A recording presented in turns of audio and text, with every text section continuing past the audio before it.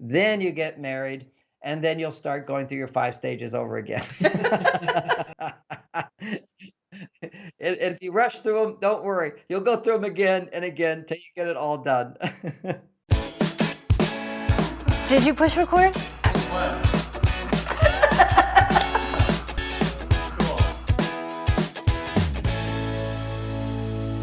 Thanks so much for tuning in again to Second Act TV.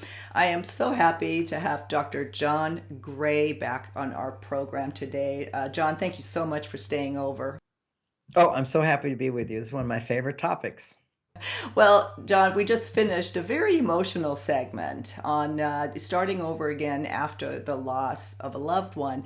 And as we said in the last segment, and we'll link to it, let's get into something that applies to everyone starting over at 50, not just, we have very different reasons for starting over, be it divorce, be it loss of a loved one.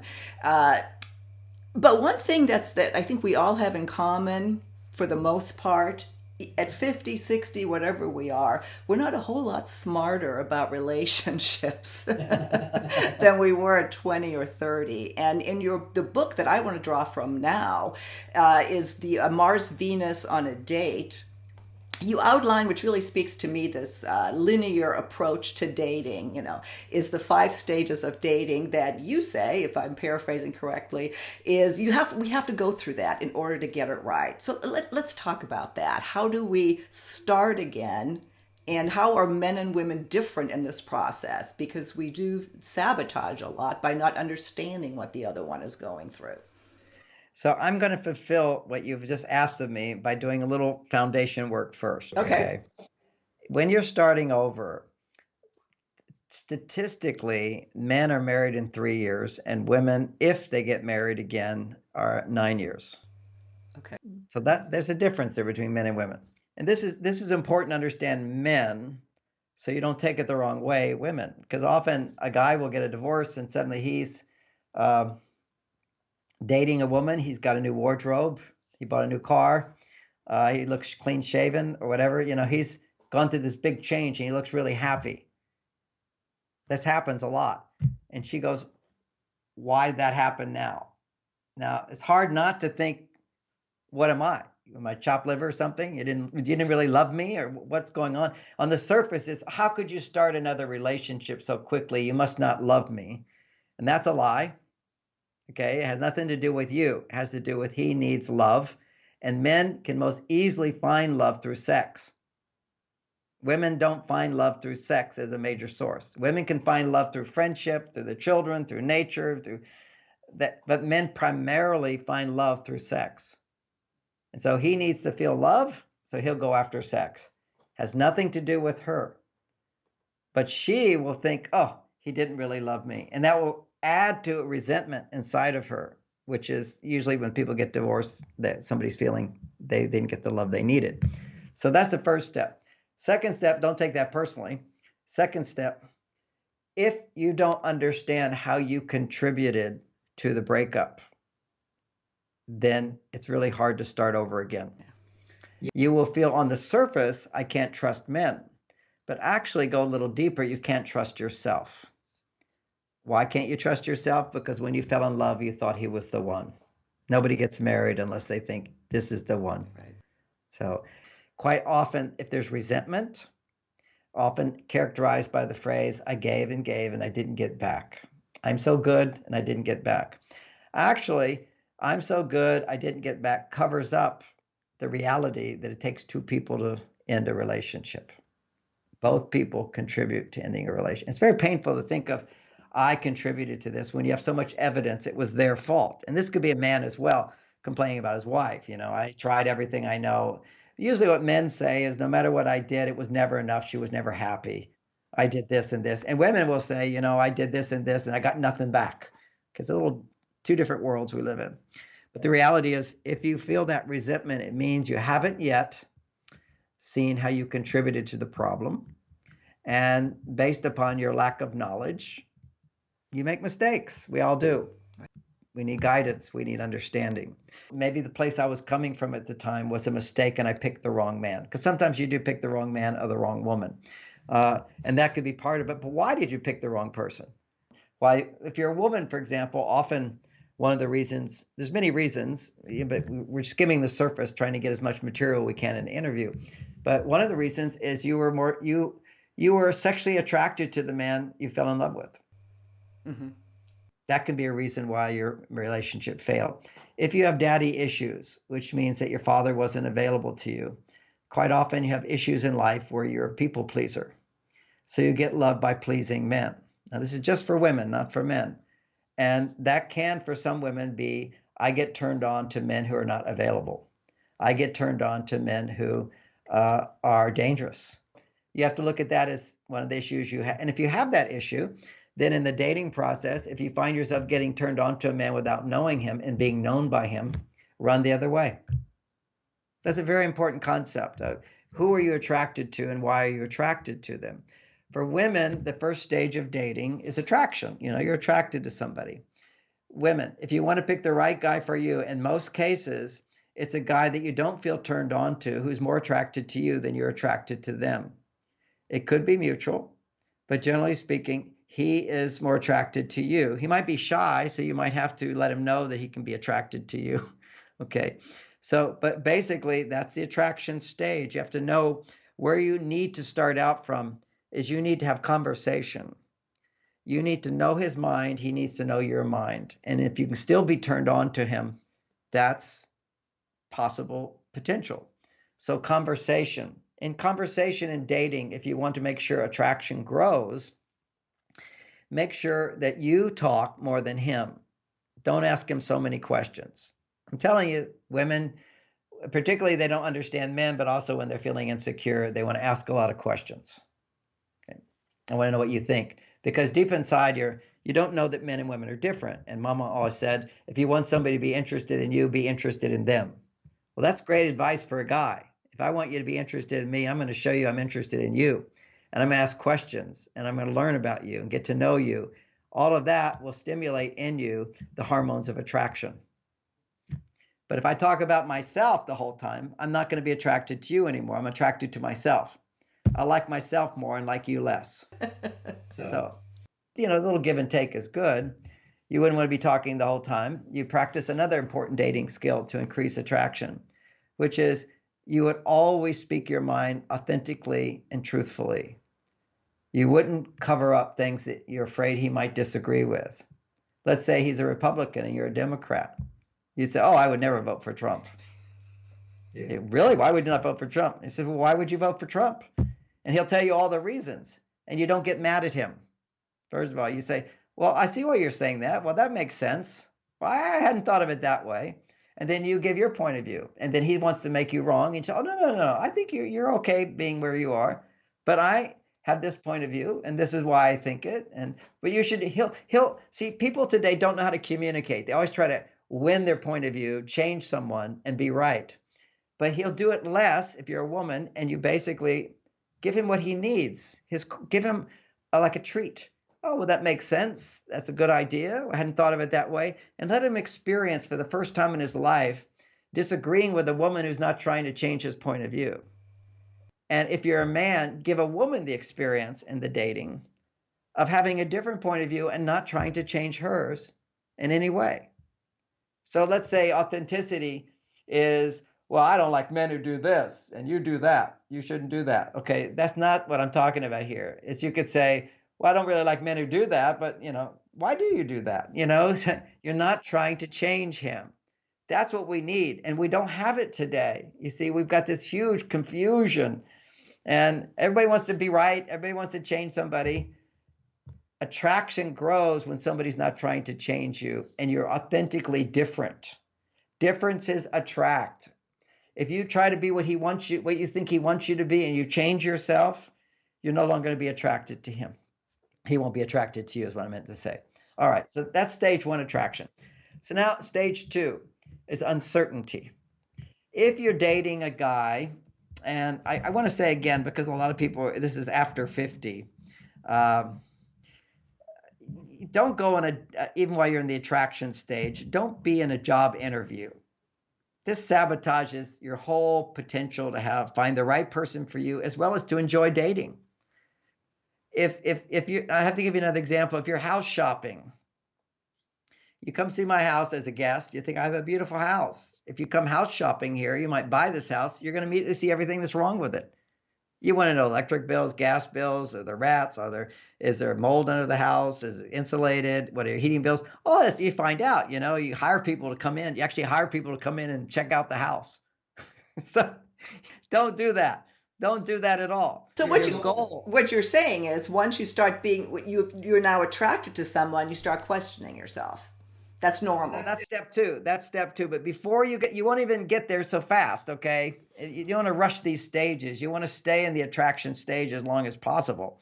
And what kicks you out of it into uncertainty is looking for the right person. You don't want to look for your soulmate. You don't want to look for the right person. You just don't want to look for you don't want to spend time with the wrong person. Mm-hmm. Okay. So it should just be, for a woman, ideally, it should be someone who's more interested in you than you're interested in them. For a man, it would be you're more interested in her than she's interested in you. Because then he has to put forth himself to win you over, and you have to be won over. See, that's the male-female polarity. If you're eagerly trying to impress him, he's thinking he's the king and he'll get lazy. I'm telling you, this is how it's all about. Men grow in their attraction to you when they feel they're offering you something. When you're offering him something, it diminishes his attraction. Yeah. It's just, many women are very uncomfortable receiving from a man. If you can't receive, you can't receive. You want to have a man love you, you got to learn to receive. You don't have to be obligated to give back. Your happiness, your delight, your smile is enough. And for the men listening to the show, it's you need to step forward and provide things physically for her. You need to do things physically for her. So you listen.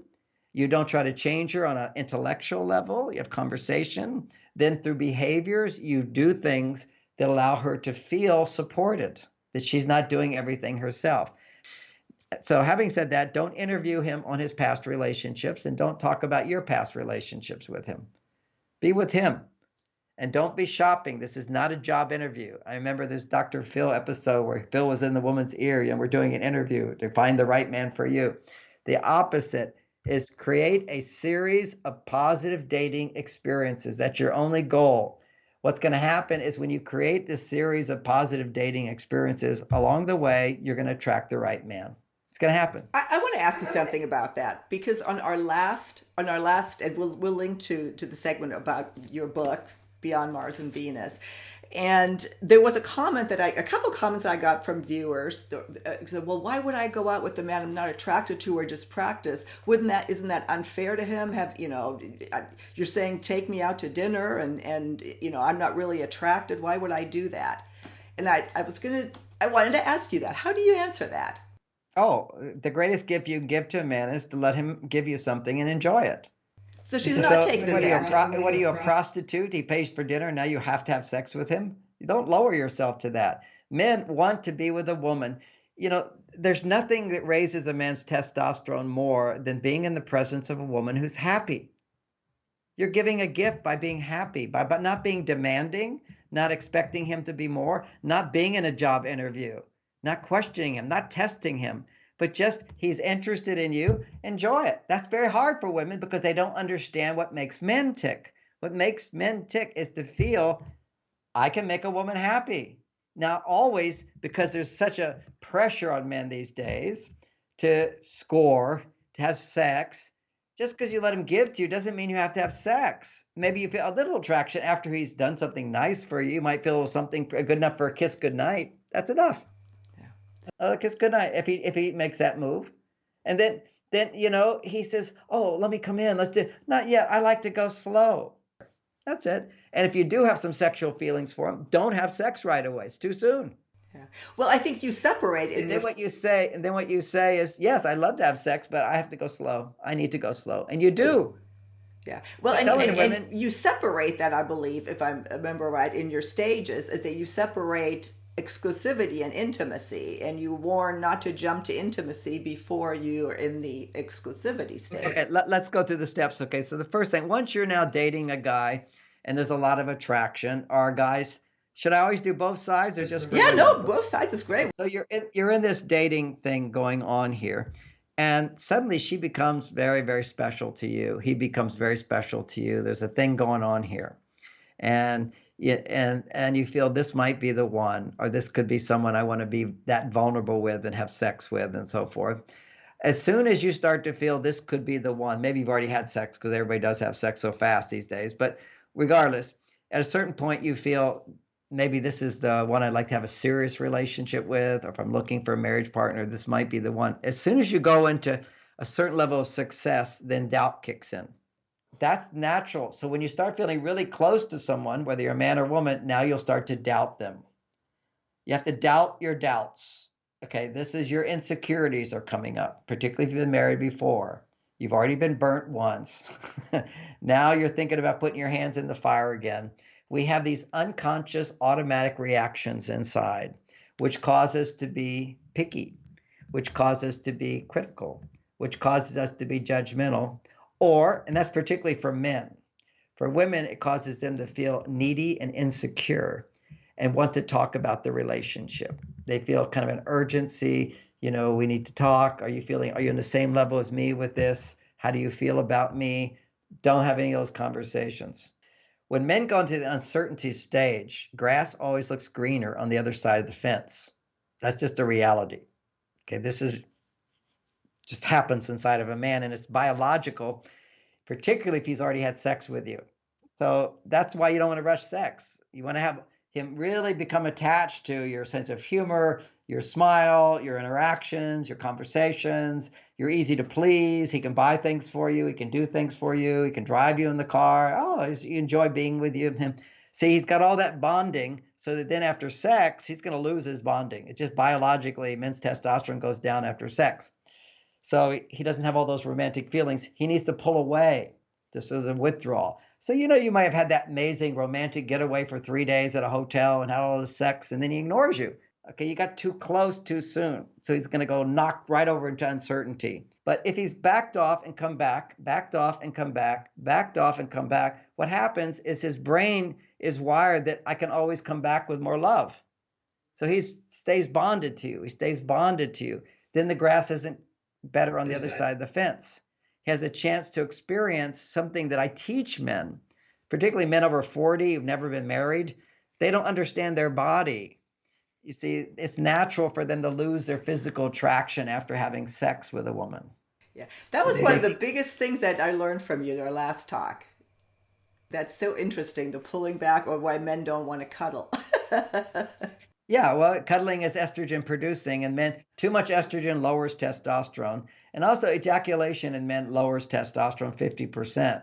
So the idea is don't move in with them right away. Let them live in a different place. People rush together right away. Too much togetherness doesn't give them a chance to miss you. And for you, so he pulls away, there's going to be some uncertainty. On your side, you're going to feel this insecurity, wanting to bond, wanting reassurance. And so you have to use that time to say, give it some space and fill myself up with other kinds of love and support. So you're not so needy. Because romance is just one love vitamin. Friendship is another. Self-love is another. Work is another. So this is like when you find yourself wanting to be reassured in that second stage, I don't know, and you're looking to him to give you reassurance. That's when you need to say, not the time to figure out whether he's right or wrong, time to do other things that I enjoy so I'm not needy when I'm with him, and send him a little message if he hasn't called you in a couple of weeks after that great weekend. Just show a picture of you being happy and just thinking what a great time we had, and leave it at that. He's afraid because he's already been through this when he's 50, pulling away from a woman, coming back to her and having her slap his hand. Why didn't you call? Why weren't you there? Why did you disappear? He disappeared because he literally temporarily forgot you. It just got busy with other things. And some men are very needy. They don't pull away, and then they're insecure, and that's another problem where men are too feminized. But you're a typical guy. Once he has sex, he's going to pull away. You're going to start feeling needy because you just bonded with this guy very much. Your estrogen levels went way up. Estrogen's the bonding hormone for women. So you'll have a little back and forth insecurities, fill yourself up, but at a certain point you'll be together and you go, yeah, he's right for me, and you're ready to be in a committed relationship. Now, committed relationship is when you're basically not having sex with anybody else. So if you have sex with him, my suggestion is, are you in a committed relationship with me, meaning you're not having sex with anybody else? There's no way he'll ever grow in bonding with you if he's having sex with you and other women. It just prevents the bond from being there because he starts to have a bond, pulls away, gets back. That's how it grows. It's kind of like back and forth, back and forth. But every time he pulls away, if he goes over there, then he has to start all over with you again. Just let it go slow, and in a sense, leading him on a little bit more, a little bit more. We're used to baseball, first base, second base, third base, home run. We have patience. Just have to keep giving us the message that we make you happy, and you need to go slow. All right. Having said all that, that's you get to this uncertainty stage, and now you want to have sex, and this is often how you can bring up the conversation. At that point, you want to say to him at the time where he's talking about sex or starting to have sex is, I really need to go slow with sex, but I'm getting really ready to have it, but I'm not ready to have sex if you're going to have sex with anybody else. Mm-hmm. Because for me to really have an orgasm, I need to feel I'm the only one. And that's true. You need to feel that you're the only one. There's nobody else sharing this. That's called special love. That's called romantic love. A lot of sort of new agers all go, oh, we shouldn't have special love. We should have free love and love everybody. You know what free love is? And I'm saying this to the men. Free love is where you don't have to lust after any other woman that doesn't want you. Free love is where you are free to have sex with a person who loves you. Why would I want to be with somebody who doesn't even love me, doesn't even care about me? This is just monkey reactions inside of us. Rise above it. And what you find is having a partner you're monogamous with, if you know how to have sex, is freedom. You're free from desiring anybody. You have what you want. Now, what happens as soon as a man says, yes, I'm in a monogamous relationship with you, statistics, there's studies on this. As soon as a man says I'm monogamous, his testosterone goes down. That's what happens. Now, at that point, now, before I knew about hormones and everything that I talk about in Beyond Mars and Venus, what I would say in my dating book is he becomes lazy. This is what happens to men. As soon as they achieve the goal, it's like, okay, now I don't have to do all that stuff. Okay. So that's another big mistake. This is where we sabotage. Yeah. This is the big mistake. This is how we sabotage. So now she's going to sense he's lazy. And so what she's going to do is give more to try to bring him back. That's the way she sabotages. Don't give more, give less in a friendly way. Just see him less time. Just like he wants to go out on a day. Oh, I'm really busy. I have to go do this, but I want to get together with you soon. You don't compensate and try to give more love when he's giving less to you. You compensate by realizing, not with resentment, you realize with, I don't want to poison him by giving him more than he's giving me. Mm-hmm. Interesting. I don't want to poison it. When you give a man more to get him to do something for you, you're poisoning him. You're making him weak. You think you're being loving, you're poisoning him. Just understand that's toxic love, is where you're giving a man love to get him to love you. And most everybody who's divorced has a bit of toxic love when they say, I gave and didn't get back. So you gave thinking you're going to get back from it. You're giving to get. Men need to give to get. That's not toxic. That's why you want a man who wants you more than you want him. He works harder. He tries harder. And as soon as you commit, he goes, okay, now I don't have to do anything. Well, John, oh my gosh, our time is going by so fast. Okay, I quickly go through the last two stages of dating. So now you're watching your P's and Q's here, women. You have to learn how to ask for help. You have to learn how not to nag and complain. Because once you stop getting from him, you try to get by complaining. You get addicted to complaining. Most women, by the time they get to 50, have an addiction to complaining as a way of getting what you want. It's just your brain has been wired that way. That's why when you read my books, you'll see how when you complain to your husband, that's why he became lazier and lazier and lazier. And why did you complain? Because he got lazier and lazier. It's always, chicken and egg. It goes back and forth. I don't want to blame either side, but each side is responsible in some way. Things just don't fall out of the sky. You put yourself there. Okay, so here we have the dating stage, the commitment stage. Okay, that's where you have to practice not giving more and learning how to ask for help. Okay, and don't just be accepting of everything. Have an accepting attitude, but ask for more in small increments with big rewards. And that's an art. Ask for more in small increments with big rewards. Why do I say big rewards? Because if you have to ask, often women go, why asked? Why should I have to appreciate him? He should have just done it.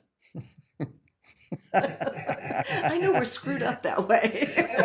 We're all messed up. So you're in the committed stage of relationship, and now he's monogamous, and you're having regular good sex together. Sex opens up deeper stuff. Okay, suddenly insecurities, doubts, this is a deeper, like your childhood issues will start to come up. And when they come up, they don't come up saying, this is a woman, if they come up for her, and it would be, they don't come up saying, hey, this is your unresolved feelings about daddy who was mistreating mom. This is like you ignoring me. We add the potency of these wounds inside of us, these bruises inside of us, these little traumas or big traumas. They begin to come up once you have commitment. Yeah. Okay, you sabotage, so now you're not giving more, you're feeling you're receiving more. When you receive more love than you would get normally, everything inside of you that's unable to receive love comes up. So a relationship, your partner eventually at this stage will start to push your buttons, and things that would normally not upset you do.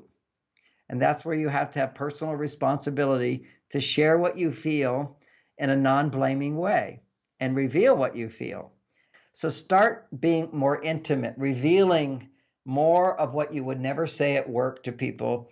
Like I was so embarrassed I said this, or I was so frustrated with I just get so angry with this person. They just say this and this and this. So you feel free to express emotions and give words to emotions. This is a very important thing. We just get emotional.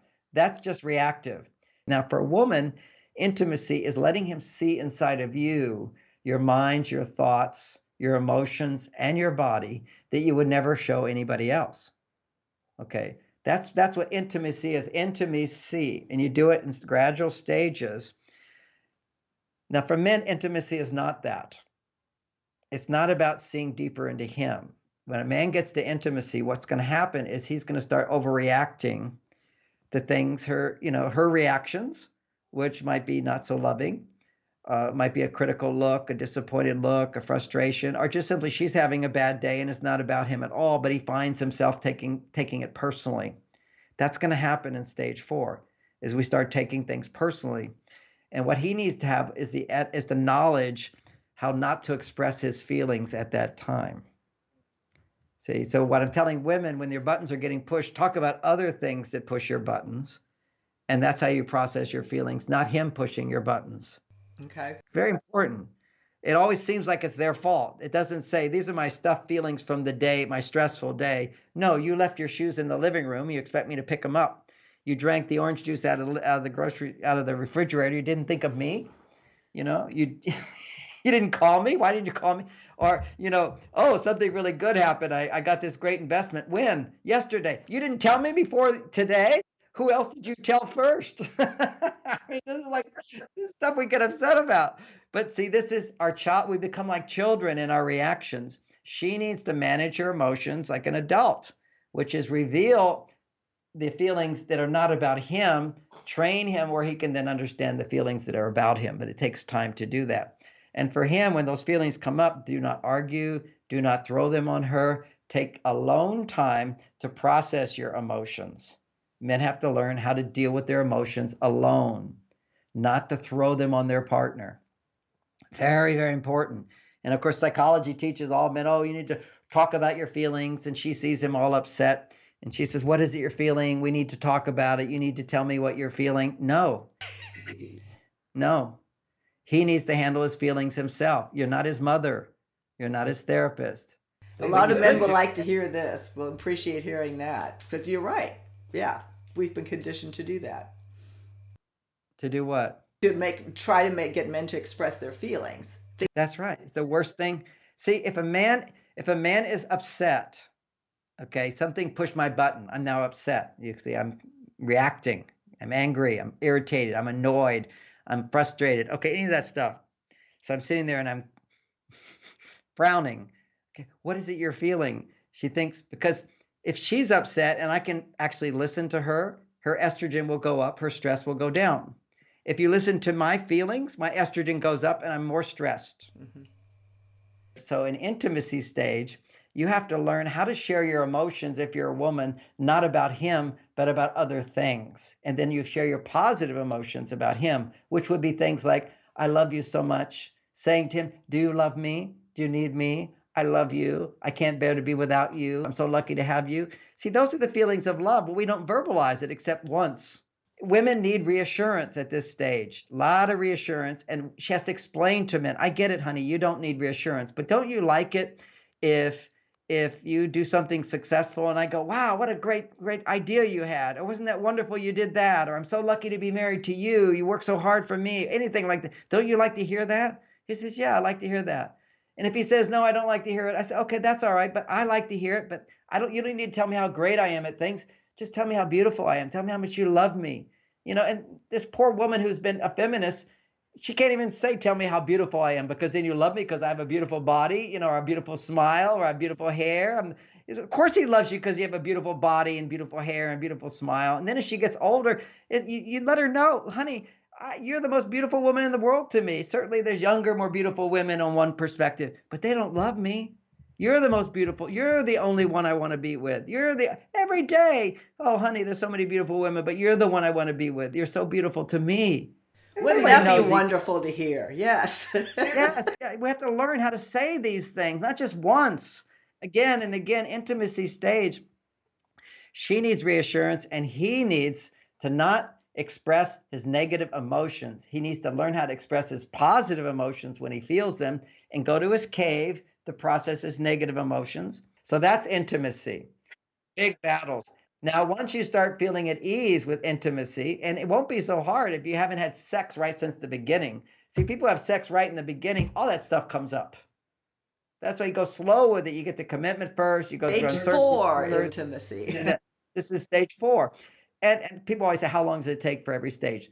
The younger you are, the longer you should spend on them. Could be a couple of years. I mean, it could be for the intimacy stage. Sex could come after, 6 months or a year, something like that. But when you're older, you can go through them faster if you have a sense of maturity and you're not blaming your last partner. That's a good point. Great point. Yeah. If you're still blaming your partner, not trusting men or not trusting women, you're not ready. You should just be in stage 1, a series of positive dating experiences to help open your heart again.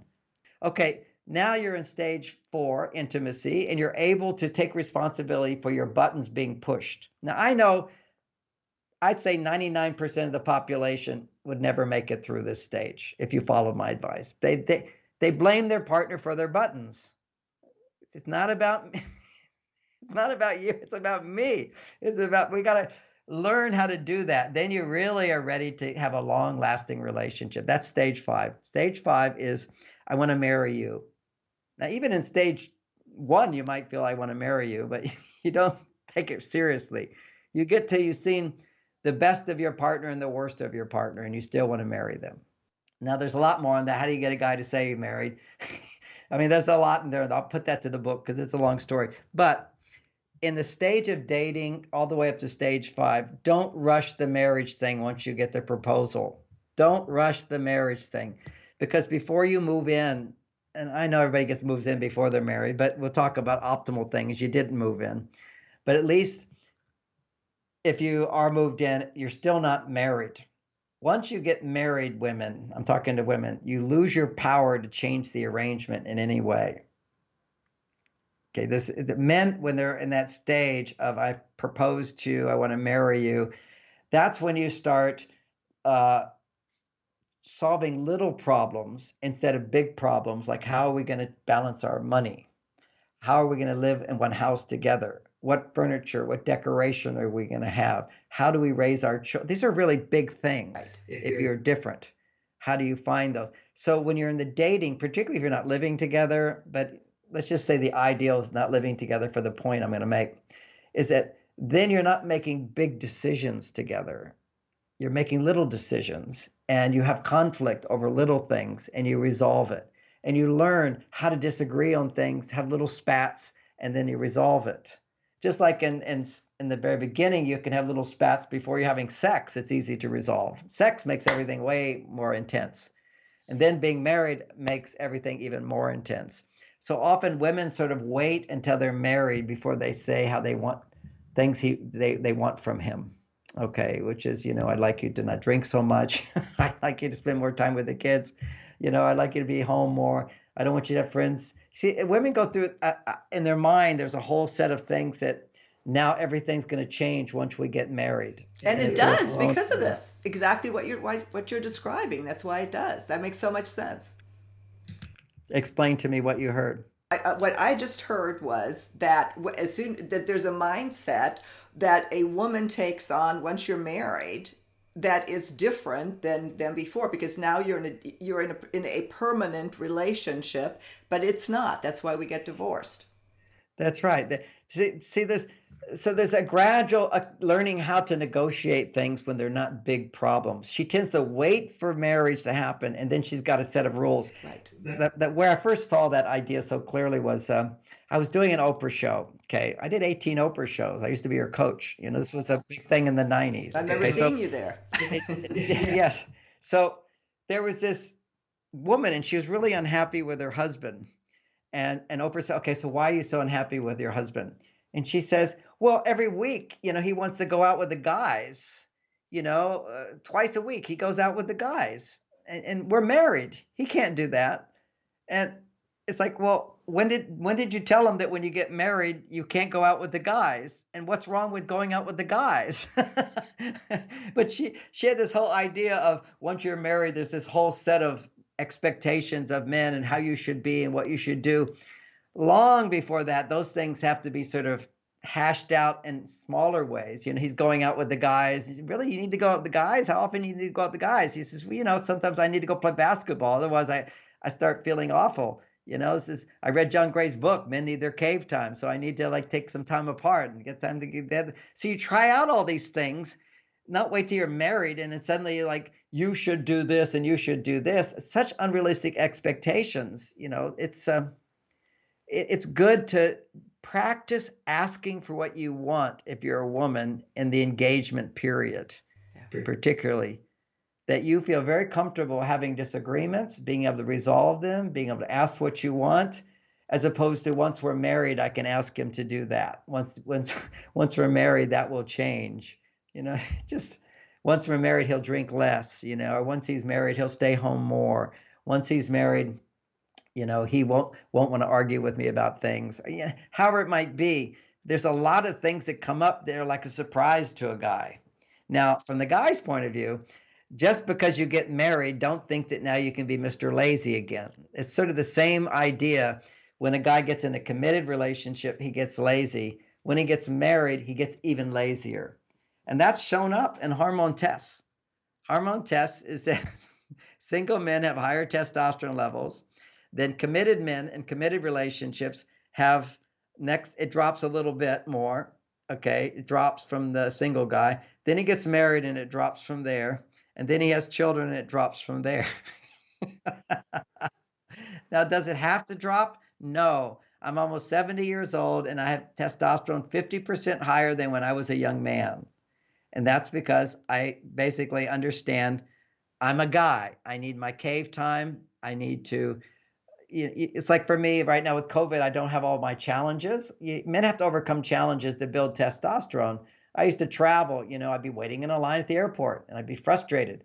Why is this going so slow? Why do they have this stupid line anyway? Why are they having all this security? And I would keep saying, let it go, let it go. You got plenty of time. See, what I'm doing is fighting battles all the time. The world is a stupid place. People do stupid things. And so I have to deal with people's stupidity all the time. It's like ridiculous, all the things people say or do or whatever. And so I have to deal with that and come back to being loving. So I'm exercising my willpower in being loving and loving. Well, if I'm not doing that all day, I get too soft and suddenly my reactions just come out if I'm in a relationship. So men who are out there fighting that battle, they're keeping their testosterone up by not feeling victimized. Okay, I can solve this problem. I solve this problem. I solve this problem. I'm not victimized. Whenever you feel victimized, your estrogen levels go up. That's why women can get addicted to feeling victimized. See, that's complaining. Complaining is always, I'm the victim, I gave more than I got. It said that has been proven in MRI scans that is producing high levels of dopamine. So the flip side of complaining is learning how to love and how to ask for help in small increments and get it. And that should have been what you learned in those last 3 stages of committed relationship. Now you're asking for more in small increments, making sure you don't give more. And deeper intimacy, you're learning how to not demand more from him because it's your buttons are being pushed. See, when your buttons get pushed, you always are dissatisfied with your partner. They should do more. How to not be so demanding.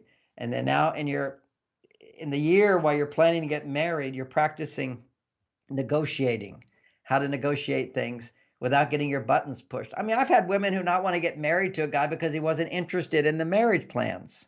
He says, you handle it, honey. Whatever you want is fine with me. Well, why? He doesn't care. It's my dream. I care. He's a guy. He dreams of getting a BMW, you know. He doesn't dream of wedding gowns and whatever. Wedding cake. Yeah, wedding cake. That's not his thing. So you learn to accept differences during that stage because you have this wonderful thing to look forward to, this marriage. So it's easier to negotiate things, to learn about your differences. That's the best time to practice relationship skills. Then you get married, and then you'll start going through your 5 stages over again. And if you rush through them, don't worry. You'll go through them again and again till you get it all done. John, thank you so much for all your time today. Great conversation. That's going to help. Can I say one final thing? You can say whatever you want. It's a delicacy whenever the hard thing about hearing that I'm partially responsible for the problems in my life is that then we go to the next mistake and we go, then I deserve the pain that I suffered. You never deserve the pain that you suffered. Okay. No one deserves that. Everyone deserves to be forgiven, to be loved. So, and it was Jerry Jampolsky in his wonderful book, Love is Letting Go of Fear. He's a friend of mine. And one of his definitions of forgiveness is looking into the past and realizing it couldn't have been any different. Is that we always do our best based upon the knowledge and the circumstances we find ourselves in. It's a sweet way of looking at. And what Oprah told me, her favorite phrase was, resenting your partner or resenting something in your past is giving that person free space in your brain to torment you. Yeah. Let it go. Let it go. And that's really what we're all learning today is trying to be in present time and continuing to let go, come back into present time. John, I guess before I close out, I'll ask you, is there anything else you want to add? Well, the only thing I want to add is that every man can listen to what you just said. When your wife's talking to you and it seems like she's finished, you say to her, and is there anything else you want to tell me? That's what I wanted to tell you. Thank you. John, thank you so much. We'll link to everything. It was an absolute pleasure talking with you. And Always. Thank you. we'll see you next time on Second Act TV. Bye-bye.